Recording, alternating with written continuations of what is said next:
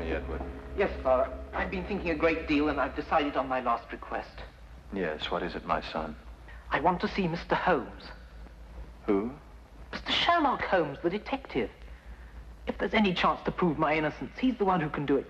You've got to bring him to me, Father. Very well, Edward. If the man can be found, I'll have him brought here.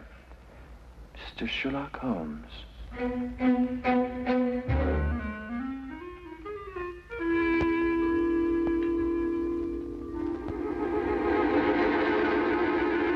Watson, I want you to assist me in a rather unusual experiment. Experiment? What kind of an experiment? I want you to stand by while I drink this. Oh, and you'll need your stethoscope. What?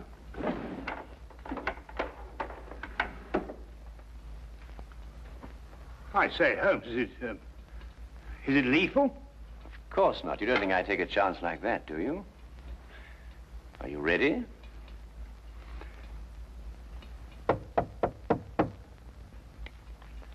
Oh, thank goodness, whoever you are. Oh, dear.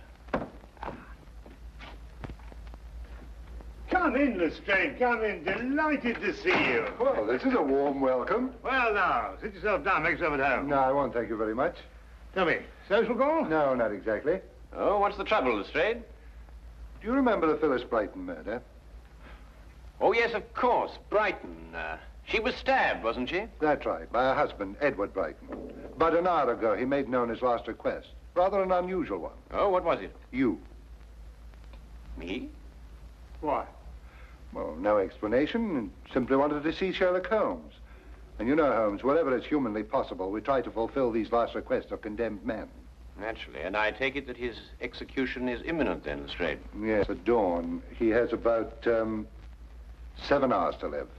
Come on then, Watson. We have little time to lose. If a man calls for me in his final hours, it may mean that we too shall be called upon to fulfill a final request. And 7 hours is little enough time when a gallows is at the end.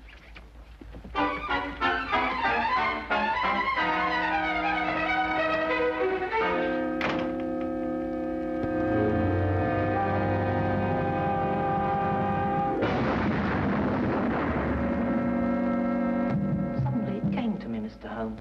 I was lying here on my cot, and suddenly I remembered something that happened the night of the murder. It had entirely escaped my memory until now. What was that recollection, Mr. Brighton? I'm afraid it won't make sense to you until you understand some of the other facts in the case. Oh, yes, of course. Well, please go on. It was a Sunday afternoon, last April, when I first met Phyllis. We hit it off together immediately, and 3 weeks later we were married.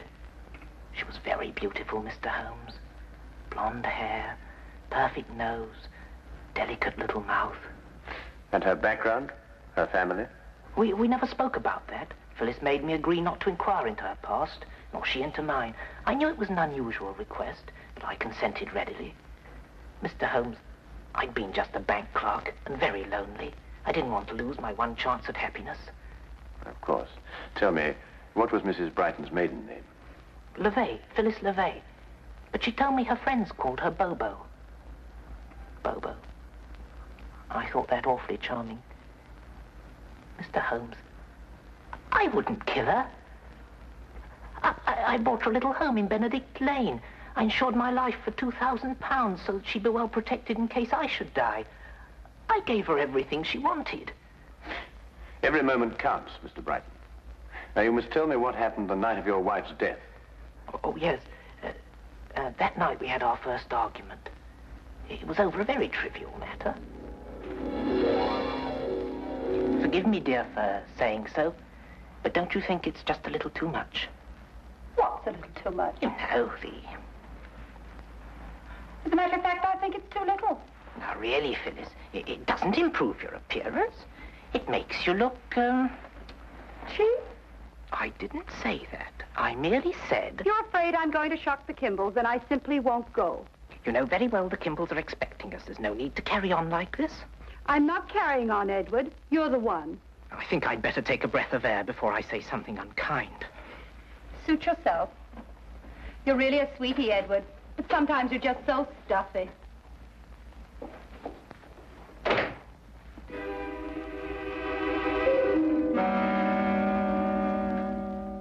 was the extent of it, Mr. Holmes.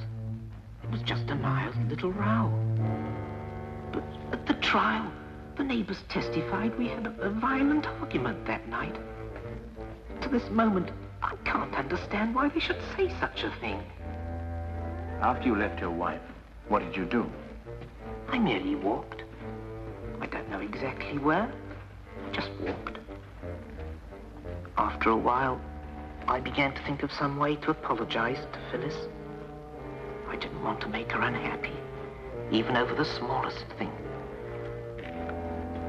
I must have traveled a good long distance when suddenly I began to feel ill. Ill? Yes, I'd contracted malaria as a young man in South Africa. I knew I was in for another one of my seizures. Dr. Watson, you know what malaria does to a man? Oh, yes, indeed. High fever, sweats, chills, and sudden fainting spells. That's it. With the first chills, I instinctively turned back towards the house. I had medicine there that would lessen the effect of the attack. I wasn't aware of the street or anything around me. Each step I took became a struggle.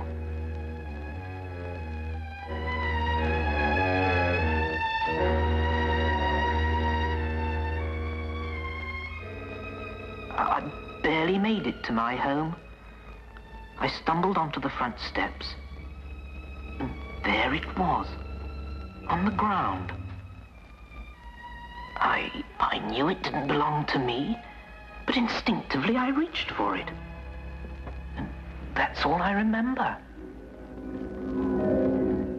When I came to, the house was swarming with police and Phyllis was dead. This object you saw on the ground, what was it? That's the maddening part. I don't remember. I'm only positive there was something, and it didn't belong to me. But, Mr. Brighton, have you any recollection of its general shape, size, or color? No, sir. Nothing beyond what I've told you. This has been most illuminating. Good night, Mr. Brighton. Come, Watson. I realize I haven't given you very much to go on, Mr. Holmes. Perhaps not even the slender thread you require. But a man will pray for a miracle when he's only a few hours remaining on this earth.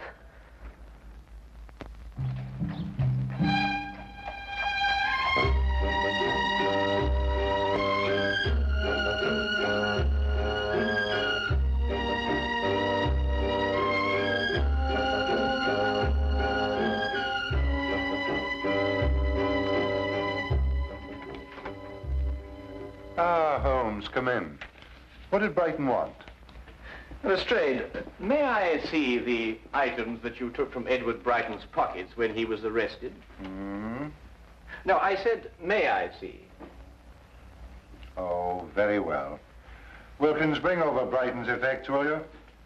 Well, I don't want to seem pessimistic, Holmes, but you think this poor chap's got a chance? No, I'm afraid all the evidence proved conclusively that he had a violent quarrel with his wife, then murdered her in a fit of rage. These mild-mannered clerks are always the ones. Oh, thank you, Wilkins. There you are, Holmes. There's nothing unusual in there. Keys, handkerchief, wallet, and so forth. Yes, just Lestrade says. Nothing there but common and garden personal effects, Holmes. Well, I, for one, wonder where we go from here. We go to 14 Hanover Place, Watson. Beg your pardon? What are we going there for? That's the address of the tobacconist who prepared this mixture. Yes, I can see that's the address, but I still don't understand. Quite obvious, Watson. Brighton in his cell was smoking the inexpensive, ordinary sea shanty brand of tobacco. Well, that's a specially prepared blend, only made for the well-to-do connoisseur. You'll note the burley base, a touch of latakia, and a certain amount of yenijay leaf. Extraordinary olfactory perception, Holmes. But what has the man's smoking habits to do with the case? Perhaps everything, Lestrade. It's my guess that Phyllis Brighton had a visitor that evening, while Edward Brighton was roaming the streets. And this is the something that he picked up on his return. The something that he couldn't recall. Come, Watson. The scent of this tobacco may very well lead us to the real murderer. And we have little time to lose. Good night, Inspector.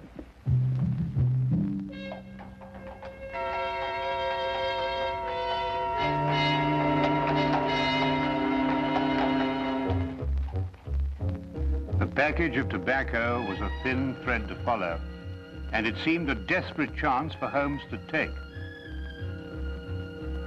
With only a few hours standing between Brighton and death, there was no time for false leads that would have to be abandoned. A mistake now would mean disaster.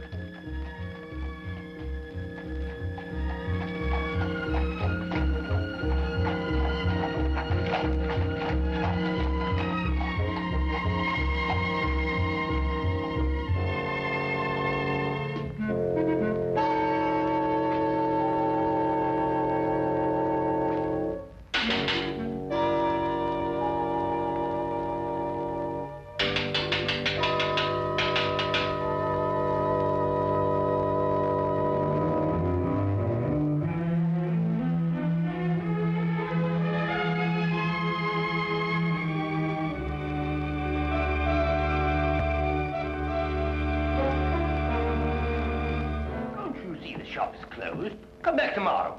Tomorrow will be too late. We must see you now. What about? Murder. Murder? Murder.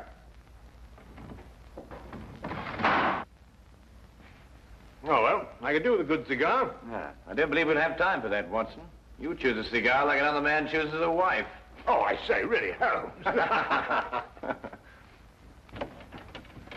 Murder? Yes. My name is Sherlock Holmes. This is Dr. Watson. May we come in, please? Oh, it's Mr. Holmes. Indeed, do come in. Come in. Thank you. My shop is at your disposal. Mr. Carruthers, a man's life is at stake. The information you may give us may very well save him from the gallows. I'd like to have a look at your client's ledger with the names and addresses of all those who smoke this blend of tobacco. Why, certainly, Mr. Holmes. It's my own special mixture, you know. Not many of my clients have the discernment or the cash to smoke it. I hope this will be some help to you. But I say, Holmes, there's at least 50 names on that list. It'll take days to check through all of them, and time's getting desperately short. Aha. Mr. Langsley Prime, 8 Groveley Square. Langsley Prime? Who's he? I haven't the slightest idea, but we must get to him immediately, Watson.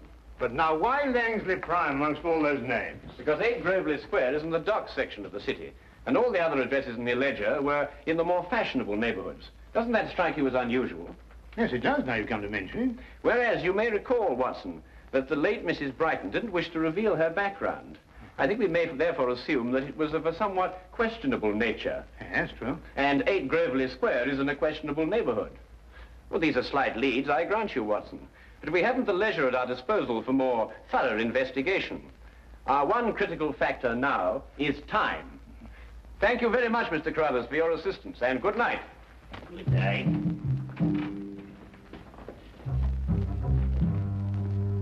Murder.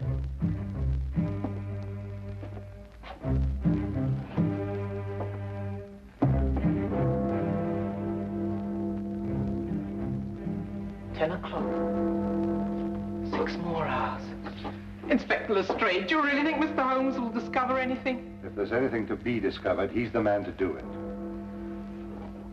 I wonder where he is now. It seems impossible. All I could give him were a few hours of vague memory.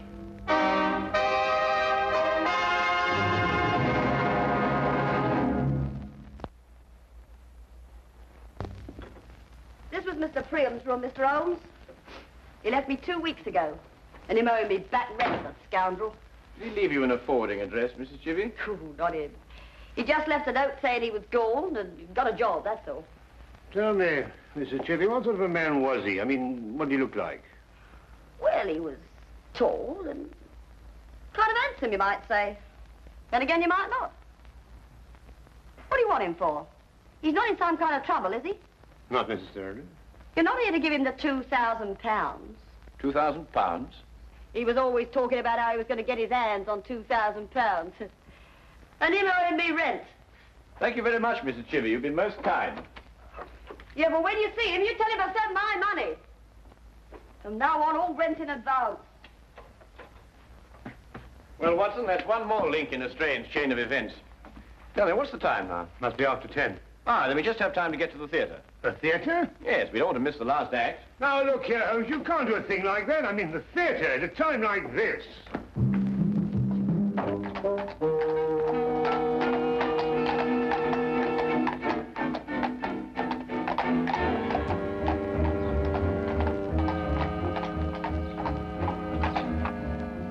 Really, Holmes, your desire for entertainment is most callous. What do you make of this? It's hair.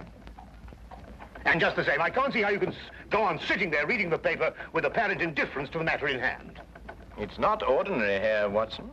It's crepe hair, used to make false beards and moustaches. Oh, nonsense. I mean, if a man wants a moustache, he can grow one like anybody else. Well, Watson, actors often have need of simulated beards and moustaches. Actors? Yes? Do you mean it's an actor we're after? I'd wager so, inasmuch as I discovered that in Mr. Priam's dressing table drawer. I see. But even then, Holmes, how are we going to find out what theatre he's performing in? I mean, there must be at least 24 plays being presented in London this evening alone. That is precisely my reason for reading the theatrical page of the newspaper. And I noticed that only one play opened at the same time our Mr. Priam suddenly departed from Mrs. Chivy's lodging house. I hope you like Shakespeare, Watson.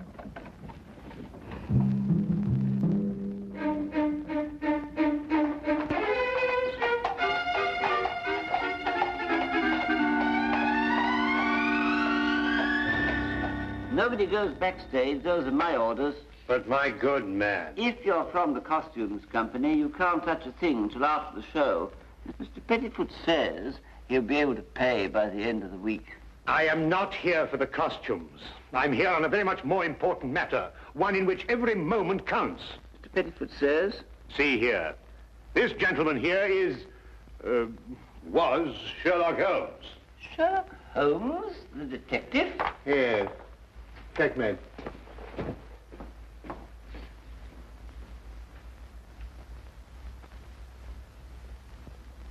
Mr. Holmes, the final death scene is just starting. I can't ring down the curtain until it's all over. And how do you know that Mr. Priam is the man that you are looking for? No. I'm very sorry. You'll just have to wait until the end of the play. The show must go on. My dear sir, a man's life is at stake. With all due respect to the bard, I may be forced to tread the boards myself. Holmes?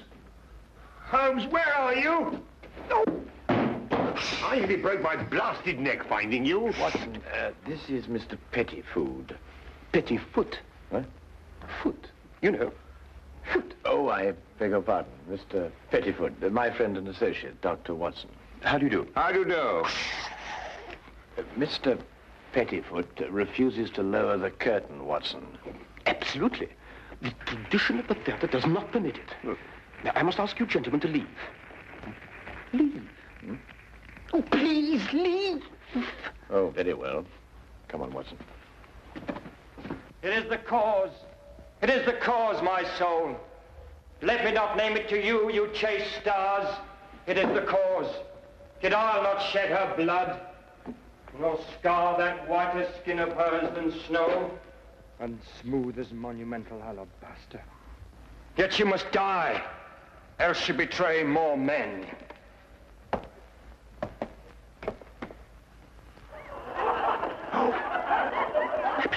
Put out the light, and then put out the light. If I quench thee, they flaming minister, I can again their former light restore. Should I repent me, but once put out the light. Thou cunning's pattern of excelling nature, I know not where is thy Promethean heat, but can thy light illume? When I have plucked the rose, I cannot give it vital growth again. It needs must wither. I'll smell it on the tree. Oh, balmy breath that dost almost persuade justice to break her sword. One more! One more! Be thus when thou art dead, and I will kill thee. What have you done? What have you done? Oh, quick, take us to Priam's dressing room. Oh, all right, I don't care what happens anymore. I'll be ruined. I'll be the laughing stock of the theatre. Detectives in Shakespeare. It strikes what it doth love. She wakes. Here.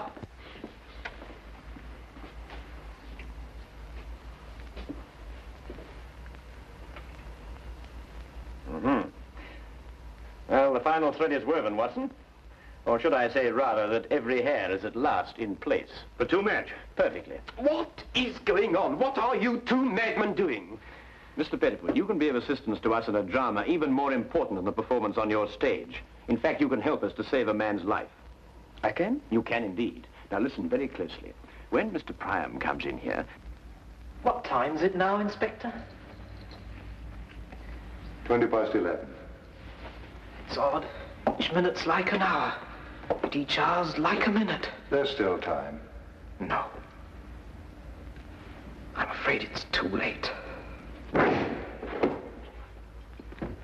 Telephone call for you, Inspector Lestrade. Very important, sir. Oh, thank you, officer.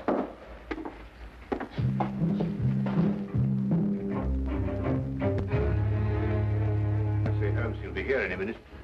You want me to hide behind the door and jump him as he comes in? No, you needn't do that, Watson. Just sit there and do nothing, whatever happens. Right. He's coming.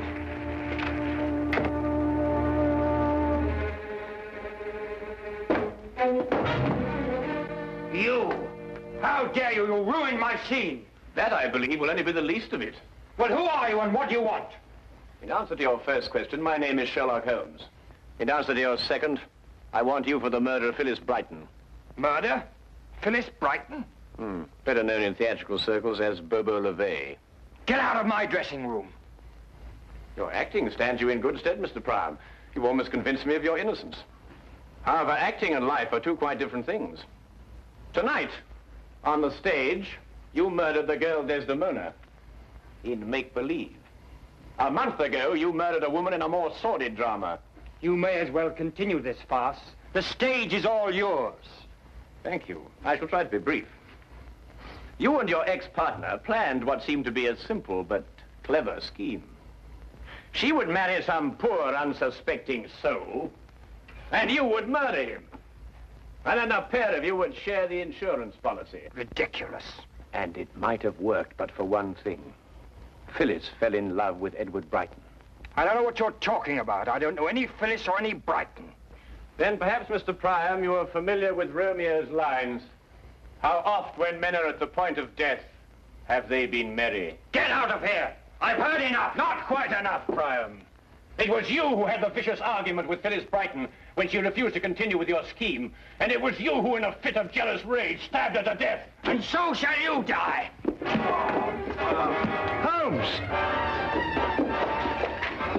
Let me go! Let me go! I came here as soon as I got your telephone message, Holmes.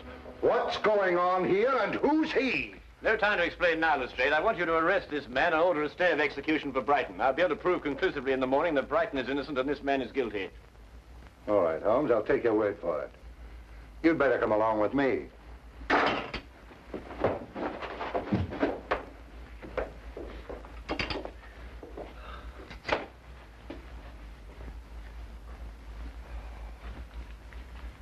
Oh, I must admit, Holmes, I've been far too shaken to think clearly, but just the same, I can't believe it. I mean, with my very eyes, I saw him stab you with that dagger. Holmes, what on earth? Watson, if actors were allowed to use real weapons on the stage, the mortality rate would be something fantastic. Observe how the blade disappears into the handle. See.